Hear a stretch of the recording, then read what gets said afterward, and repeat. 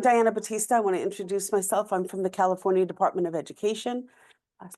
Some of you may already know me. It's hard to tell who's online, but I understand that we do have a couple of people that are joining us. I want to share with you the journey that we've been on in California, and my audience face-to-face is all from California. So some of you will be familiar with this, and I'm willing to pause and listen to what you have to contribute and make it be as interactive as possible. But thank you for joining me this morning. Also, I'd like to introduce Toybi Rublitis, Dr. Rublitis. Some of you may already know her, and she's going to help with tech support. Oh, this is where we start.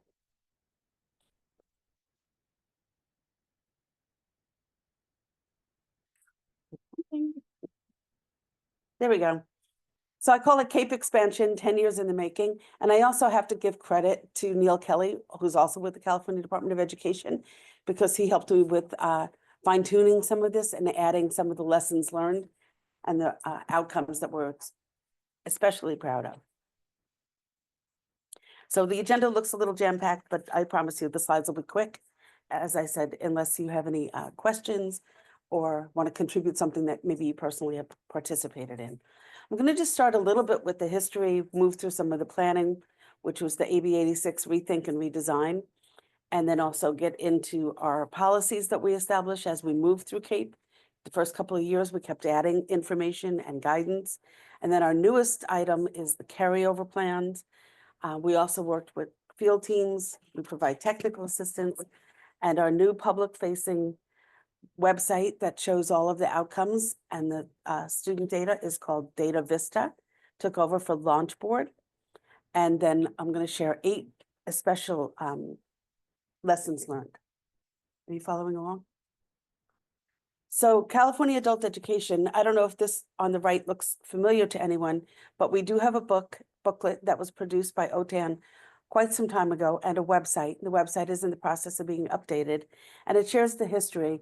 If any of you have attended any sessions by Dr. Carolyn Zachary, I'm sure you've heard her say that adult ed in California was started in St. Mary's Cathedral in San Francisco in 1856. And at that time, kind of similar to now, the needs of the community are what drove the lessons that were taught. It was primarily for immigrants that had come here helping to build the railroad, as well as literacy. So does that sound familiar? Literacy and workforce? So we started with funding in schools. I'm not sure how long anyone in the audience has been in adult education, especially in California, but pre-flexibility at the K-12 adult schools, we started with ADA, or average daily attendance. And at the colleges, they use FTE, or full-time equivalencies, and you can correct me if I say the wrong words. So for the K-12 schools, it was set at apportionment with the number of student hours. 1 unit equaled 525 hours. And so basically that was based on a class being 3 hours a day, 5 days a week. So it's 175 days. I don't know how they came up with these calculations. But then we also had a cap on attendance. And if you met your cap, then you couldn't, you wouldn't get any additional funding. You couldn't go over. And each year I remember we were trying to negotiate for 2% or something like that. But if you met your cap, all of a sudden you might have to close your classes early because there was no additional funding and you kind of spent your money at that time. It was a very unusual system. It was very rare to meet cap. I think in the 10 years that at that time when I was there, I think we got close to cap once, and they were threatening that we were going to have to close classes in May instead of early June. But I think now a lot of classes do close towards mid to end of May, right? So, and it was considered categorical funding. Does that sound familiar to my college folks in the back? Yeah. Then we got hit with the recession. In 2009, funding was redirected at the K-12 level to local district discretion. And in flexibility, the districts were able to flex because their funding had been severely diminished, over 60% of adult education funding. Between 2009 and 2013, many agencies reduced to bare bones. I'm not sure how it affected the colleges, but I know you went through a big change as well. Any questions online? Okay. So then 2013, the sun came back up and we were able to have some movement by the governor. Although I think the original plan was there was a feeling of duplication of services, and they wanted to merge the California community colleges and the adult schools together. And so the governor's office came out with a rethink and redesign where we had to look at how could we do a better job of serving adult education in the community. And we had to establish local regional work groups. And the state provided webinars, providing guidance of how we were going to come out of this recession and diminished school offerings. They provided town halls, field surveys, a lot of meetings with stakeholders. They started doing weekly webinars, and they also put together a website. It was held through the Chancellor's office, and there was a way for people to submit questions that would be addressed at the weekly webinar. They also produced a report to the legislature, and then they had work groups that had a lot of members and leaders from the California Community Colleges office, as well as the California Department of Education and local organization leaders. We have a couple of different state organizations, such as ACE or CCAE. And ACE is the Association of Community College Education. Thank you. Continuing, yeah. And CCAE is California, why am I blanking? Council on Adult Education. So they had experienced school leaders that were providing information. And this was what we called AB 86. I don't know if that sounds familiar to anyone, if they were involved in the planning grant. And it was a lot of work. So they asked us to produce a regional report.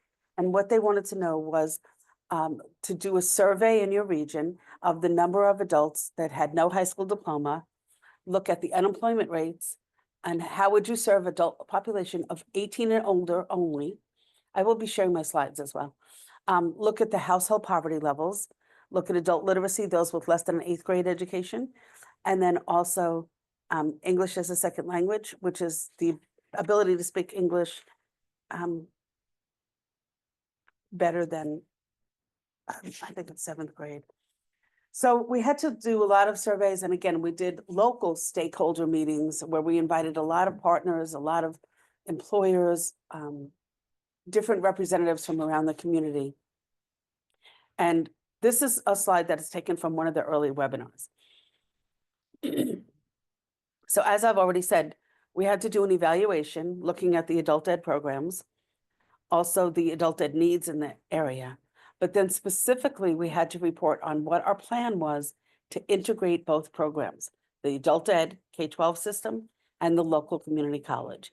We had to address how we were going to work together to address the gaps that students were facing, accelerate students' progress, and work on combined professional development so that we would have the same targets, and then leverage any existing structures. It was a very lengthy report.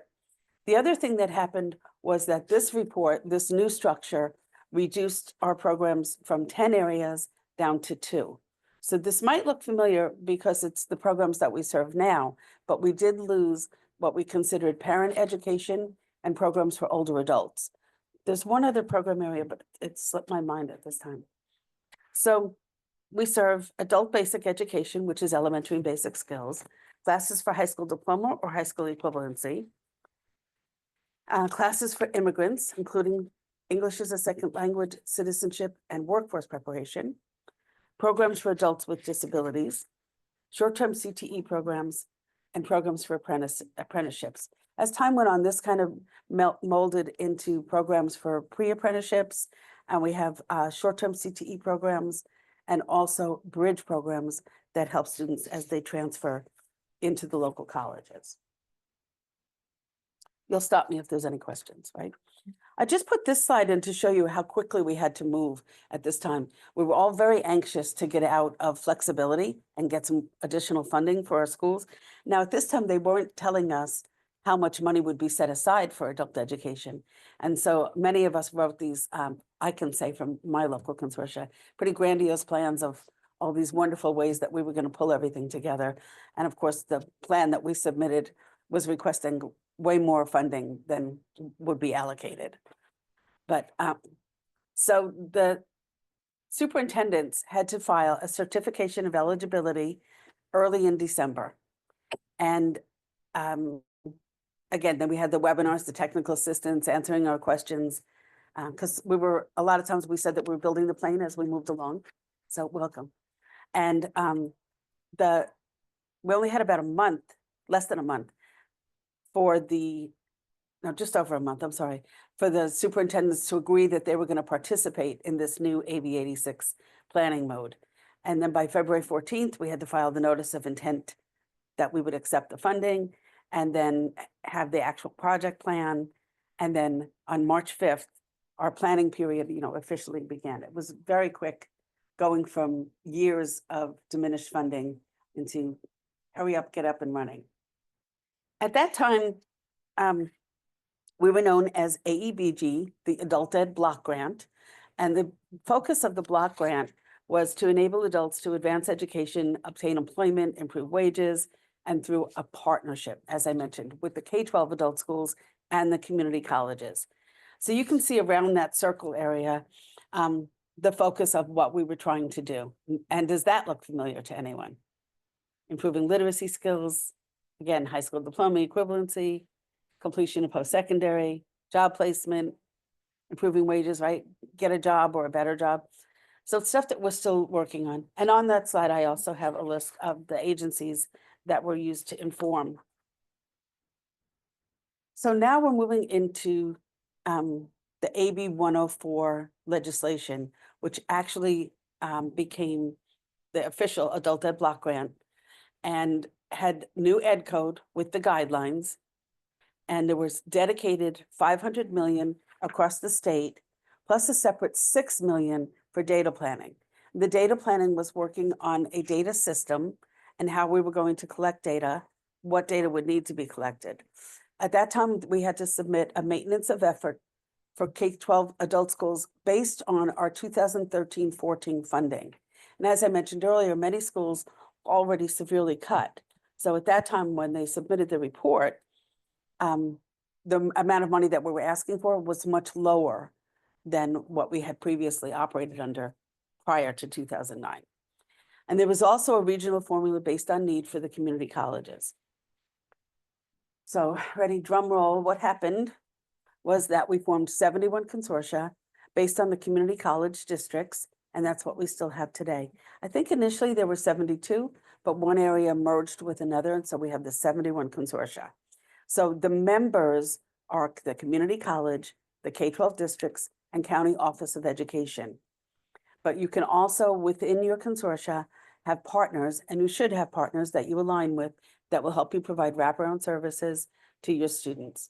And this includes community-based organizations, libraries, workforce boards, and in California, we also work very closely with our Employment Development Department through America's Job and Career Centers. Still doing okay? We'll just pretend they're listening. Yes, but it's being recorded. Thank you. So from there, we developed this annual process. And this might look familiar to you if you're involved in the California consortia system. So between January and February, our governor releases his preliminary budget. So at that time, we estimate the allocations for each consortia. The funding, I should have the actual amount right here. It's over 600 million now, but the preliminary allocations are released through a memo with some beginning of the year guidelines. And then from those preliminary allocations, the consortia are to meet and hold their board meetings and set up the allocations that are going to go to their regional members, not the partners, only the members are funded. The CFAD, the Consortia Fiscal Allocation Declaration, Administrative Declaration, are due on May 2nd, and it lists specific amounts. And then the governor's budget is finalized, and if needed, we'll have an amendment to the allocations. And then the regional consortium go in and file an amendment and get the correct amounts. And that stimulates the release of the funding beginning in July. Once that the CFED is certified by all members, it's submitted through an online system, and then that releases the 3-year plan. It's a 3-year plan, so every 3 years, there's a plan that's submitted, and it's due this year on June 20th, and that will show what programs are going to be offered by each member and what the strategies are that will be used to serve the region and how they plan to collaborate and work together so that we're going to be delivering the best adult education we can in the region. So between May and August, as I mentioned, the final allocations begin distribution, and any final amendments are due by September 1st. Once that the 3-year plan is submitted, that releases the annual plan template. And the annual plan is due August 15th of each year. And on the annual plan, it's very specific and follows the 3-year plan to what strategies and programs will be offered and how the consortium plans to improve services in the region. And the plan is submitted again online, and all consortium members must certify the plan. Once that the annual plan is certified, that releases the member budget and work plan. It's a cycle. I know that sounds a little bit redundant, but each one is critical to the work that's going to be completed. So the member budget and work plan is due by September 30th, and each member again certifies and releases it. Do you have any questions? So this might sound a little bit familiar as well. CAPE funds have what we consider a 30-month life. And so each time when the money is released, you're to spend your oldest money first. Members must follow the 3-year and annual plan as they're planning their budget and as they're spending down their money. And in the NOVA online system, it'll track your money, and we call it FIFO, first in, first out. So you're spending the oldest money before you can touch any of the new money. And just starting last year, we started a new carryover system, and carrying money over couldn't have consequences and usually is addressed in your bylaws.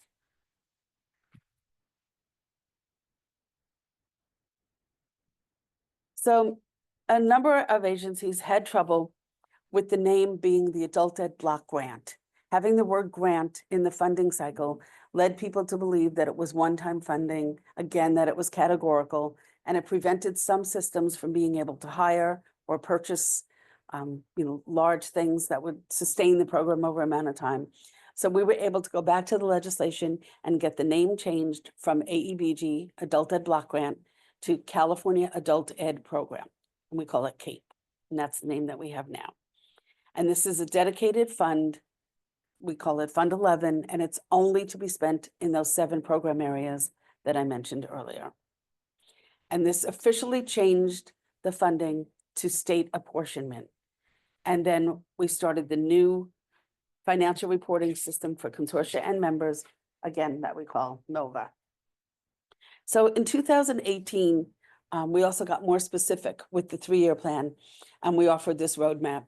And this might look familiar really for anyone who's, whether you're starting up a program or looking to pilot a new program, it's something that would be a typical system that you would use, but we made it so that across the 71 consortia, although each region is different, there would be some consistency, and the reports and the plans that were coming in would meet a certain template. So you can see that you had to do your planning mindset. What were you going to analyze? What was it that you wanted to provide services in? What was the highest area of need in your region? And at that time, we offered training that we called human-centered design training. You see the HCD. We also looked at where you are and looking at member effectiveness and what were you doing to expand services in the region if there was an advanced need. And if perhaps you had wait lists, how were you collaborating with your surrounding agencies so that you could work together? And then immersion in the problem. Again, we did a lot of training and we continue to do a lot of training on the data resources and looking how to collect and analyze your data and make sure that you are providing the maximum, services to adults. And not just literacy instruction, not just career technical education instruction, but as I mentioned, partnering with those services in your region that can help your students be successful. And then you can see the last one, strategies and tactics. And we had a lot of training and support that went into that with regional engagement, using basic skills. We did a crosswalk between the English as a second language levels to what the colleges call the CB21. And we're able to show an alignment between the coursework. We also started providing a lot of webinars. I mentioned human-centered design. We had a lot of career pathway training, webinars highlighting best practices and pilots that were going on around the state, logic modeling, and getting some of the regional consortia leaders and directors to share information across the state so that those model programs could be shared with other regions and duplicated, hopefully. The tools and resources that we provided were regional demographic data, the labor market reports. We tried to make a lot of these factual things more available, readily available, easy to access, so that as agencies were evaluating the services that they were providing, they were able to get more information.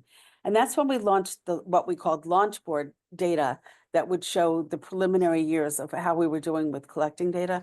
There was some misalignment and launch board data wasn't exact, but at least it provided a public area where people could go in and you could sort and see how one consortium was doing compared to another, or maybe one region to another, so that you had an idea and look at what services were really being served. In California, English as a second language is our largest program.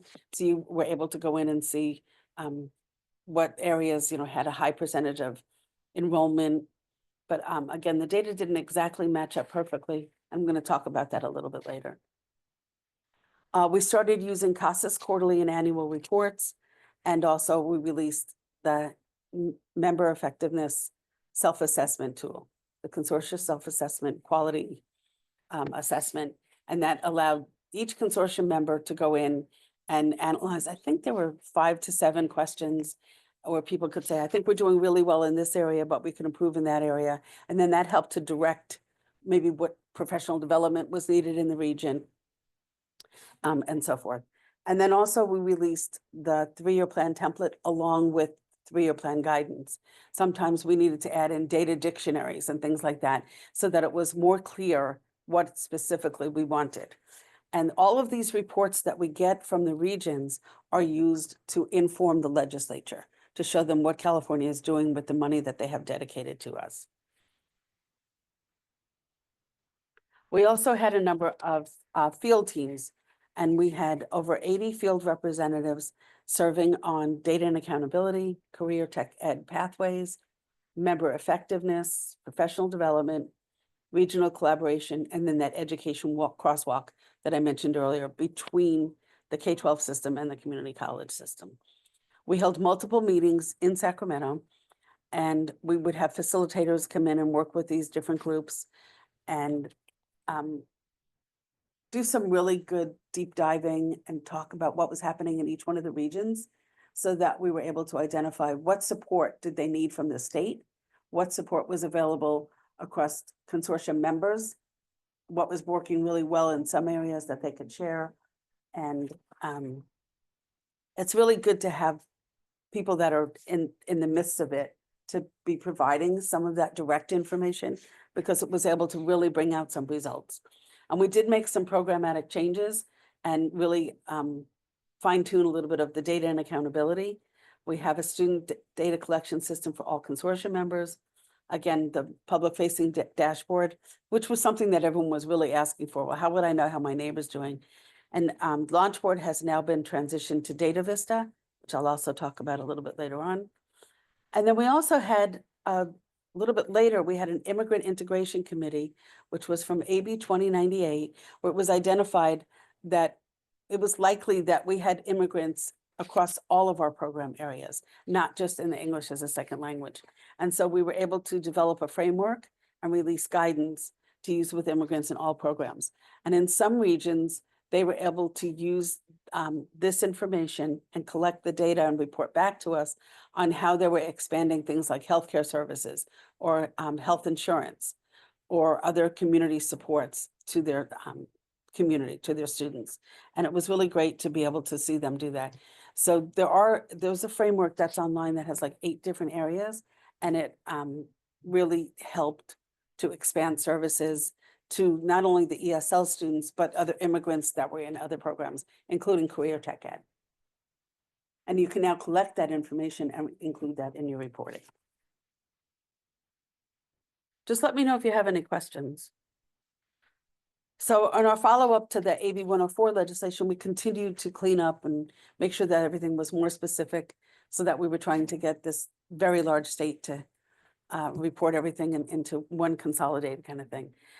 We were able to identify some common measures for looking at the effectiveness of each member. We defined the specific data, and it is in the beginning of your letter. They get specific instructions as to what data should be collected and reported. We have the timeline for when data will be reported. And then we established agreements about sharing the effectiveness of consortia between the agencies. Some consortia did really well with forming like data teams and things like that and analyzing, well, I see that you've had a dip in this area. Maybe you could try doing this, and more professional development and collaboration, as compared to feeling like it was a competitive, no one wanted the other agencies to see their data. Again, we're looking at the effectiveness to see how are you serving the adults in your region, and are you meeting the needs, and is there something in addition that you could do? And then we talked about which data systems would be used. So for WIOA funded agencies, Workforce Innovation and Opportunity Act funded agencies, we use the TOPS Pro system, whether you're in an adult school or a community college. And that helps to really align the data. But in the community colleges, they've really aligned the college COMIS, the Management Information System, to align more closely with the data that's collected in TOPS. There's still luckily at the colleges, the institutional researchers are quick to latch on to what it is that needs to be pulled into their reports. And as I mentioned, each year it gets a little bit better. We also cleaned up the education code and some non-credit systems. So there was changes in the fiscal reporting across all consortia with the 45-day pass-through. So at this point, and I think it's still 2018, we had some consortia fiscal agents that thought this was like the WIOA system, where it was for reimbursement. And some fiscal agents would get the full allocation, but then they wanted their members to submit for reimbursement, and then they would disperse the money. And so through the legislation, we were able to get a 45-day pass-through. So a fiscal agent cannot hold on to the money. The allocation has to go out directly to the members. And I believe now it's a monthly disbursement. Is that right, Carla? Yeah. And I think that's been fine-tuned and worked across all across the state, which you can imagine is very important. This is what you might consider like our dedicated general funding, as opposed to other grants and things that some schools may have. We also included some structure for governance and bylaws, and we included in the Consortia Fiscal Administrative Declaration that's due by May 2nd. They also have to assure us that they have reviewed and or updated their governance and bylaws. So we make sure that any other issues within the consortia are being addressed. And then we do sometimes get a COLA distribution, which is to help, with rises in inflation and things. And there were some across the state, 71 consortia. We have a lot of creative minds, as you can imagine. And in some consortia, they saw it as an opportunity to change funding levels at different schools with areas of need. But it really needs to be a COLA distribution, because at the same time as that's happening, school districts or colleges are getting wage increases, right? demands and unions are stepping in and so forth. So it has to be an equal distribution across the state to meet the need. And then I'm going to talk a little bit more about carryover compliance, which I mentioned is new as of last year. And then you can see on the college side, there were a lot of changes with regard to non-credit and how the courses would be approved. They developed this CDCP, Career Development College Prep. And you can see the other information on the slide.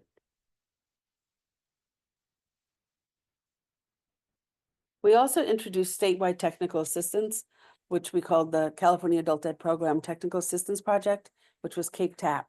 And there was dedicated ongoing funding for professional development. We had a much wider distribution of toolkits in the different areas for planning, for member effectiveness, for instruction, for administrative support, and specifically for directors of the consortia to understand all of the timelines and deadlines and what was expected out of each report. We held webinars weekly. On different days, we featured different topics, like Fridays were reserved for more administrative topics. I think we did something kind of silly like Tuesdays with Tech, where we had OTAN, our Outreach Technical Assistance Network, would be featured. I think on Wednesdays we had professional development. And we also had CASAS providing direct technical support with data collection and reporting. So most of the webinars were like weekly or bi-weekly, but there was a lot of information being shared very frequently to assist the consortia members understand what it was that they were expected to do and not kind of be hit and surprised with any of the planning or reports that were expected. And it really helped to fine tune these other things that I have here. And like I said, we really focused in on instructional strategies for teachers as well as administrators. And I think it really helped. We recorded most of our webinars and many of them are still available at the caladult.org website that was also developed. Did you have a question? No. Thank you. So through the Cape Technical Assistance Project, as I mentioned, we had all of these different partners that were providing information. At that time, we also worked with Full Capacity Marketing. Here we are at COABE, and they're very involved in the Educate and Elevate and some of the newer initiatives. They also worked with us. WestEd worked with us on a lot of the research and reports. WestEd also produced fact sheets that, as I mentioned earlier, helped consortia to look and see what was the regional need, combining a lot of information. They continue to do fact sheets. And then Hanover Research produced reports that would show like the status of what was happening with the adult ed programs, California Adult Ed Program. Our technical assistance project was very connected to the field.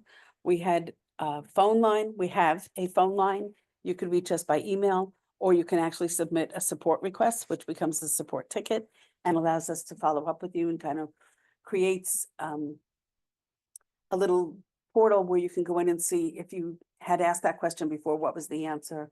And it's a very direct service.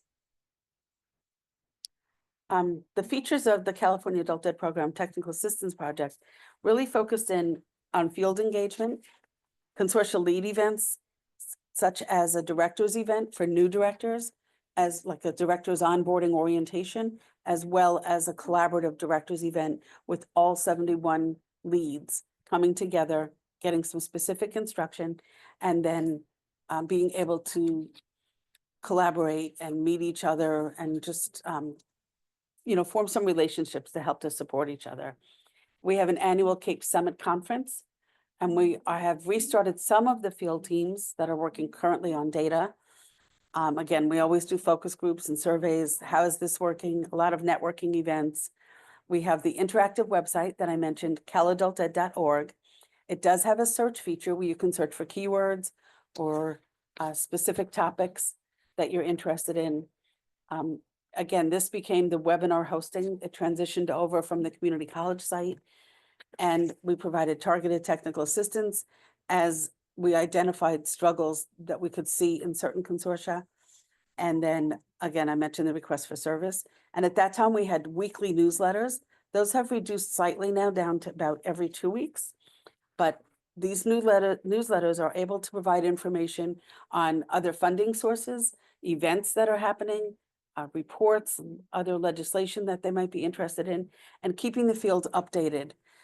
The newsletters are also historically saved at the website, and you can go back. When you click on it, you can go back pretty far, and or you can again search for a topic in the search bar, and you'll be able to see what information is available. Also, we added a second group that's called the California Community Colleges Technical Assistance Project, so that we've augmented the staff and the level of service that we're able to provide. This staff has some more expertise in the community college arena, and they're able to talk a little bit more specifically about some of those SA ... numbers that have to do with the data collection and so forth. It helps to have some experts in the field of K-12 as well as experts in the community college. We've also been expanding English language learner programs and services to English language learners. There's an ELL healthcare pathway grant that's administered through the community college system.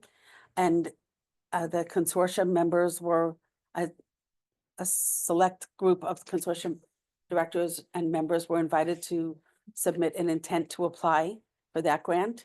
And they are working through that so that we're able to meet the demanding rise in healthcare needs in our state of California. And at that time in 2023, $150 million were dedicated to this healthcare pathway system. And it was to be 50 million, 30 million the first year, and then 50 million the subsequent years. And I believe we're now working through year 2. It is to help in supporting healthcare focused vocational pathways. And it's specific so that we don't have any what we would consider healthcare deserts, where it's, you know, too far for people to go and get healthcare services. And I think it's really helping. And especially to have immigrants in the region be trained in these fields, because then they're able to help increase the healthcare system in their region, which obviously helps to support the workers and citizens, parents and so forth in the region. Still no questions. Thank you. So the newest thing that we had started, we announced it was put into legislation like 2 years ago, but then September 30th of 2024 is the first time that it really came into effect. So as you can imagine, with 2020 and everything, we've had some consortia that have not been able to spend down their money, but we really need to put a focus on spending your money to provide the services that are identified in your 3-year plan and your annual plan, and really making sure that you're meeting the need. No matter how much we do, there's still always a growing need in some area. So we want to make sure that the money that's being allocated is being used appropriately in certain areas. We do not want to have that long-term carryover. I spoke earlier about the first in, first out, spending the oldest money. If you don't spend it within the certain time period, it does, did I raise my hand? It does, it has to be returned to the state. I raise my hand. Yes, question. So when, so we have to spend down, right? But in the process of getting this, in the process of getting the spend down, sometimes people are spending on things that are really not necessary. What kind of guardrails are in place for auditing or supporting members to truly spend funds where it's truly needed and not just in a rush to spend things? I think that that's always a problem, but it should be in the governance and bylaws. And I don't know what the thresholds are, but within the different consortia, you may have different amounts that before someone can spend that amount of money, it has to come before the board. And I know capital expenditures are shared with us at Cape Leadership, but we don't really approve or deny spending. We look to see what's being spent at the, at the most expensive levels.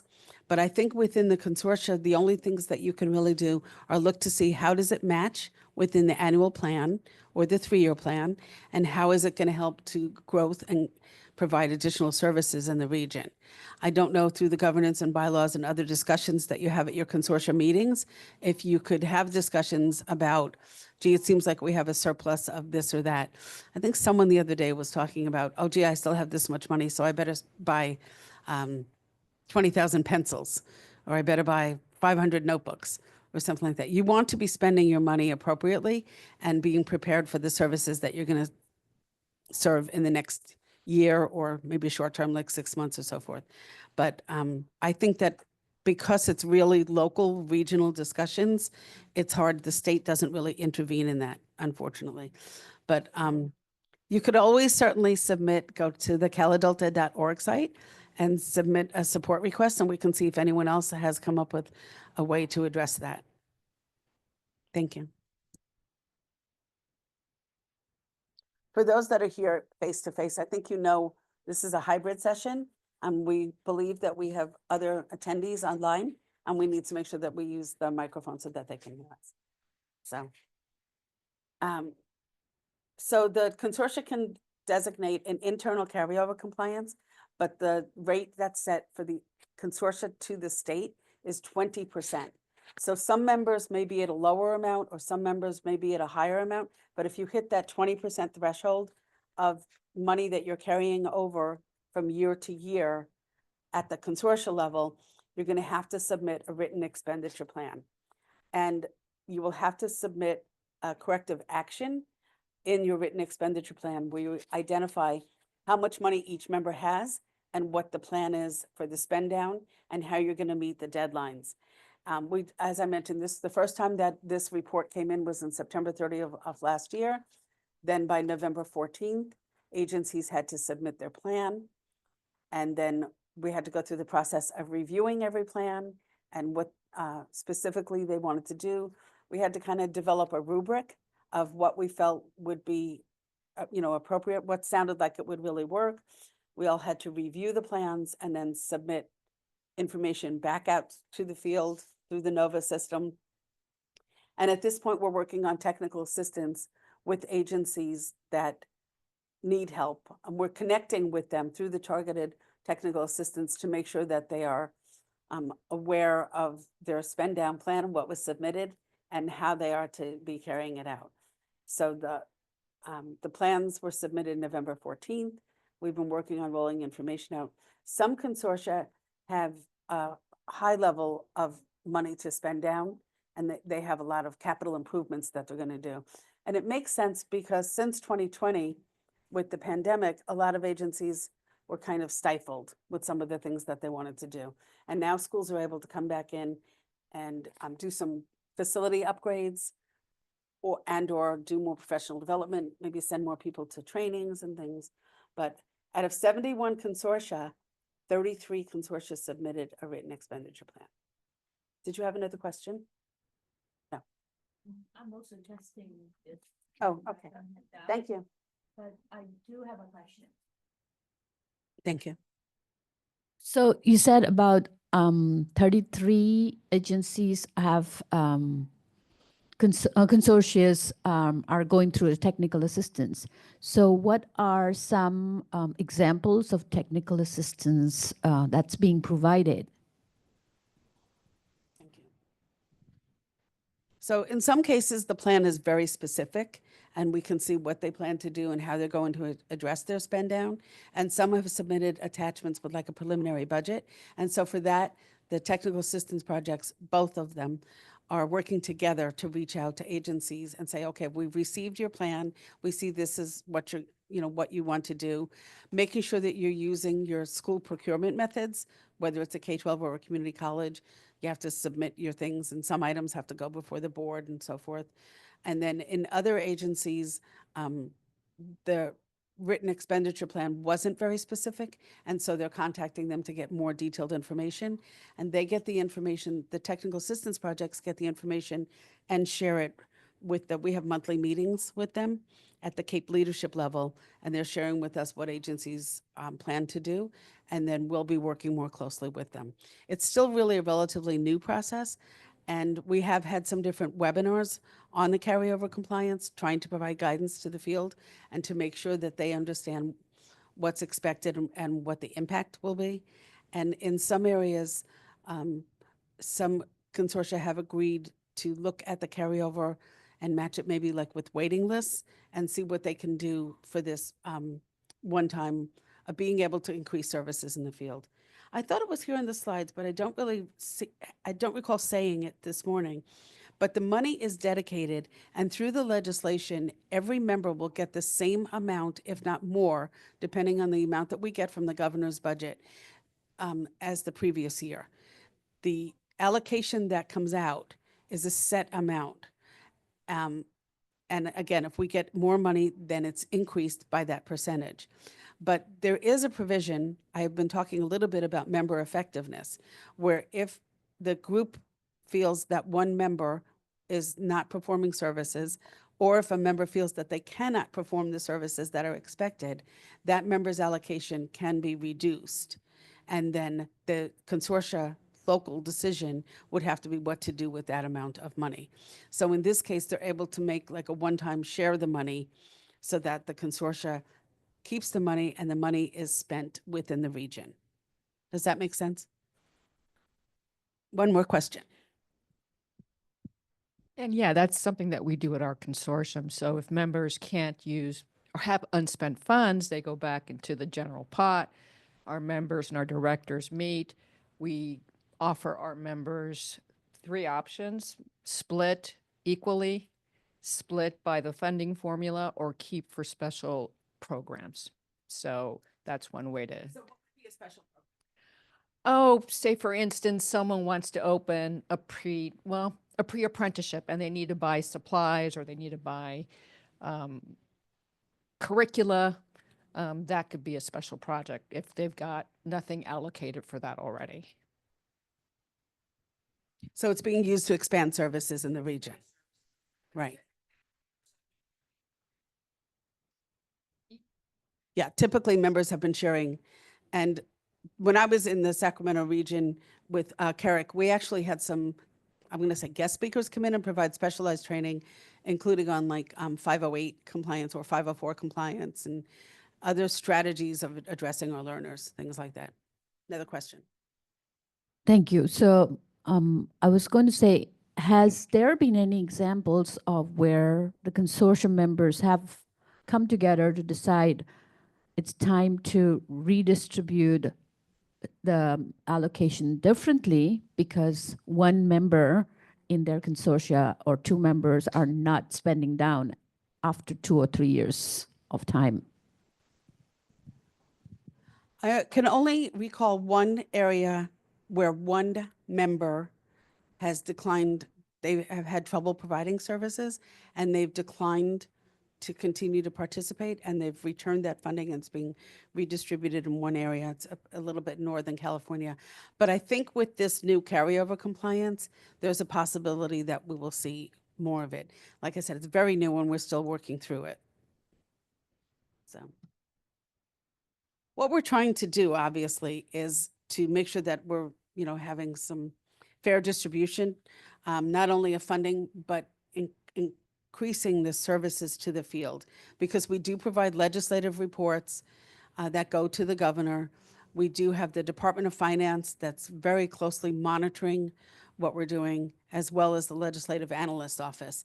Of course, the California state government is very interested in what we're doing. And, as I mentioned at the title of this presentation, we're just 10 years in. And so by now, I think it's expected that we'll have most of the confusing glitches and things worked out. But it seems like each year, like I mentioned, with 2020 really threw a big wrench in everything. And then since then, we've really had struggles with hiring teachers. So a number of people in, I think the plan was 2019, 2020 year, put in that they were going to expand services and hire teachers and have more classes here and expand out into other locations and provide classes at libraries and elementary schools. Well, then 2020 hit and we didn't even have classes at our own schools. So it, kind of made it more difficult for people to follow through with their plan. So in this new 3-year plan template and in the annual plan template, we do have some additional options to report on what worked or what didn't work, and if there needs to be a little bit of a shift and a new strategy within the annual plan that wasn't identified in the 3-year plan, but still aligns with the 3-year plan. I don't know if I'm getting too far off into the weeds, but the whole idea is for the system to, for us at the state level, to identify the struggles that people are having and help them identify ways to move through it.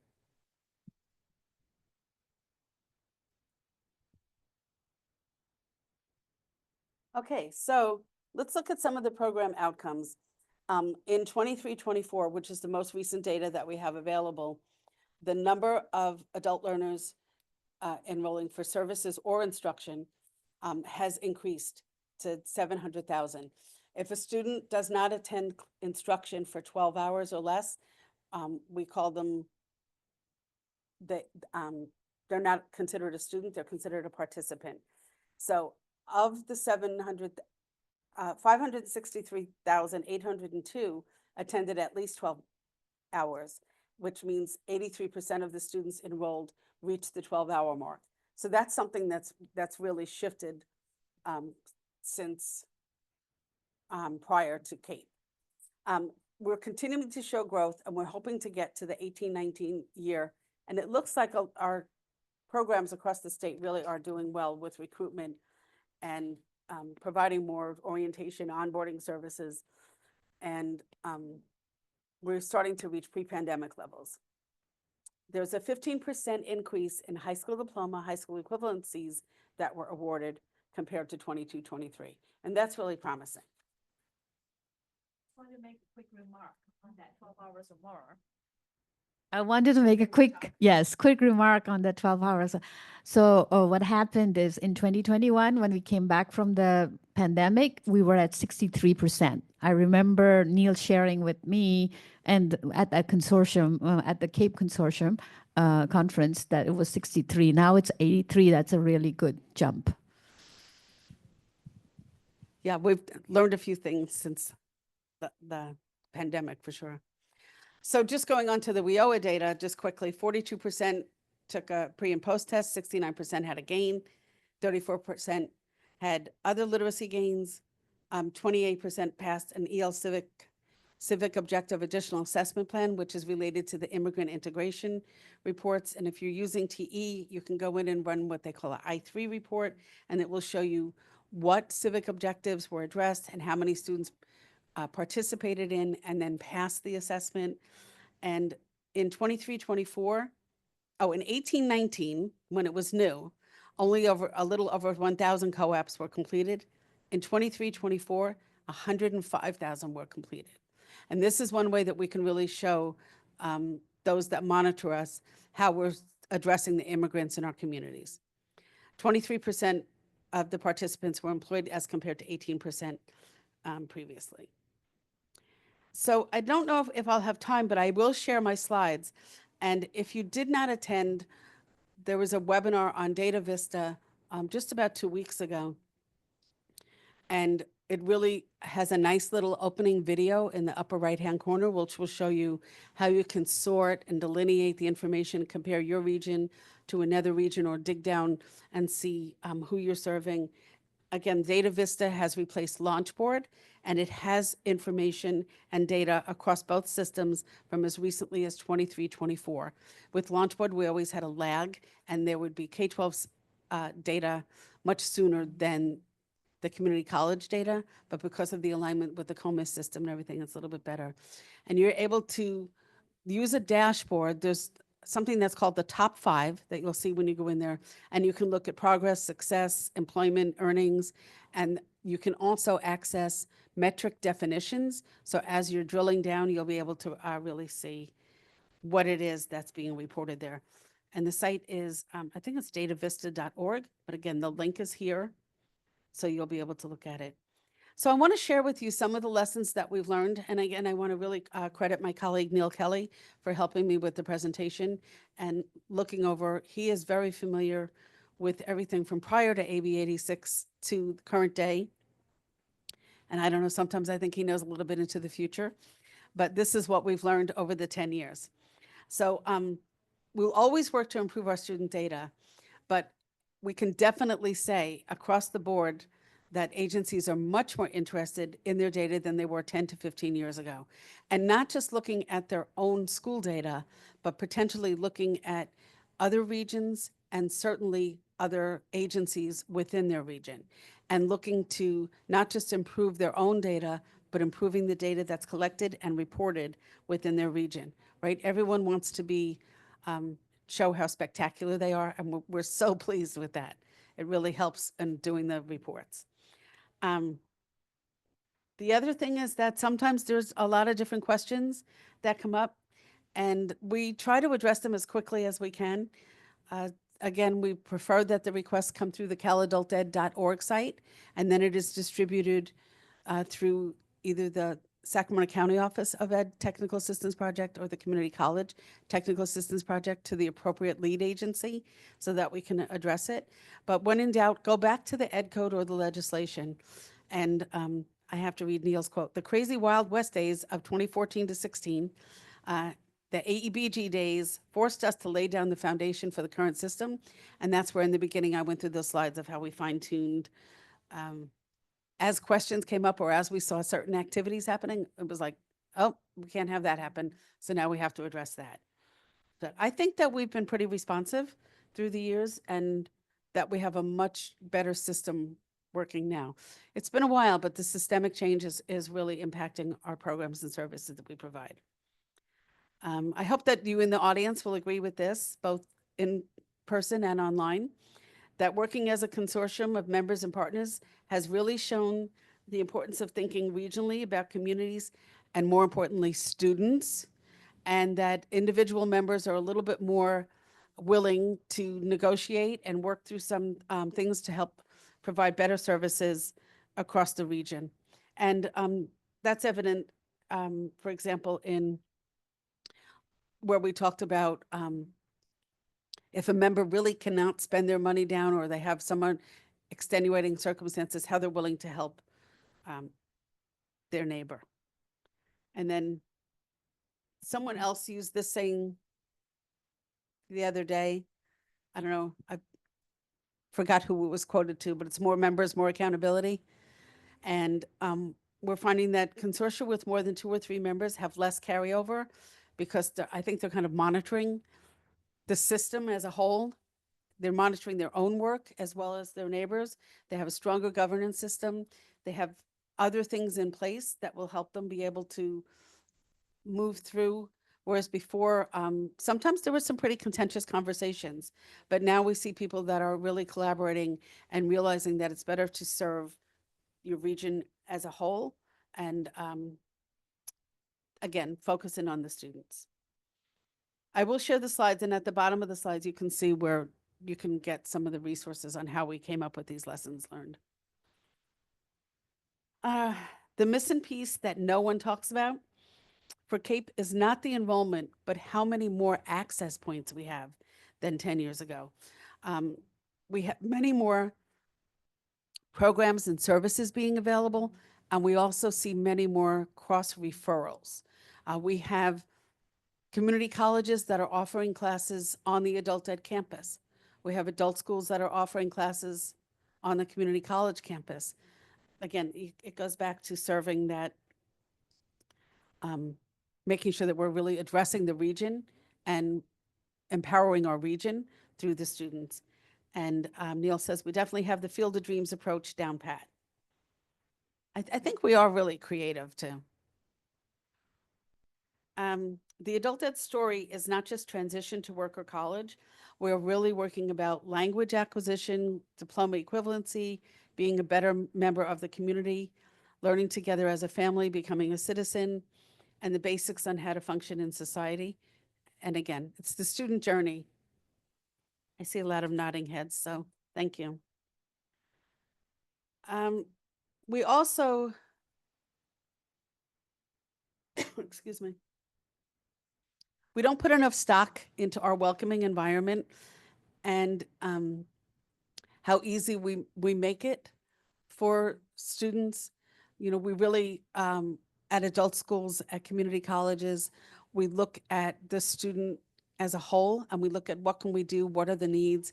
As I mentioned, we have not just the members that are the local education agency or the county office of ed or the community college, but we also have our partners, community-based organizations, local libraries that provide additional services. But we try to make sure that student staff are warmly welcomed. A number of schools have ambassador programs where they have students that work with students and encourage them that, yes, you can do it. We don't complete every step for them, and there are some students that still run into the barriers that are difficult to overcome, and sometimes they have to stop out, but hopefully they know that they can return, and they know, I think our students are more vocal about asking because they see that so many other services are being provided to them. And lesson number 8 is that no matter how hard you want to compare the student data or create funding formulas, the rural adult schools and regions not near any state metro economic engines will always struggle to keep up with certain metrics. Sometimes we have schools that are just so small and they're serving the population as best they can and doing a pretty good job of it, but they don't always have the sufficient support staff or ability to attend conferences or come to trainings and things so that they can stay up to speed on what the newest changes are. And so we're trying to work with serving them and supporting them a little bit better, but it is difficult, and we do recognize that. With smaller agencies have more of a struggle than the larger agencies, and we have seen across the state where they may work together and maybe share a data person or go out and provide some technical assistance at the local level in addition to the technical assistance that's available through the Cape Tap or the CASA system or the other support providers. So I don't know if anyone has any other questions, but I did put my email here, and as I mentioned, I will share the slides. But I think that in 10 years, we've really seen a lot of change, and we've really moved and pivoted as we needed to. And it's with the success of the local leaders and all the hard work that goes in at your sites that really helps us. And we're proud to be able to share it. Do I have any other questions? Yes. Let me bring my microphone to you, please.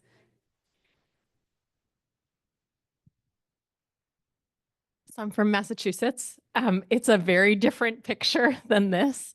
And so I guess I'm wondering if you were starting in a different state system and thinking about how you build shared data and transparency and ways to sort of collaborate regionally, perhaps, or not, like what would be your few places to start or takeaways from all of this?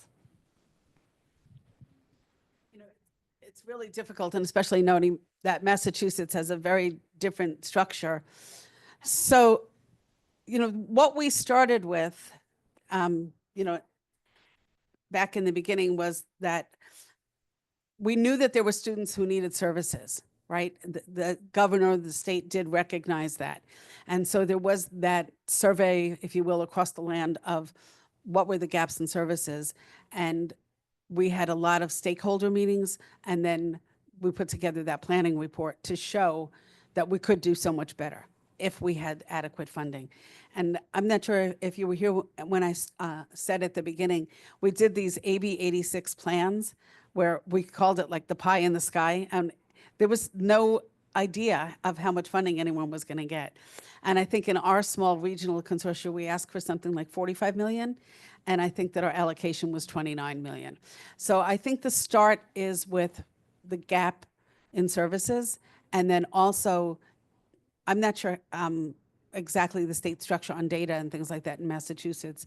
But, as we mentioned, we have 71 consortia across a very large state with over 800,000 learners.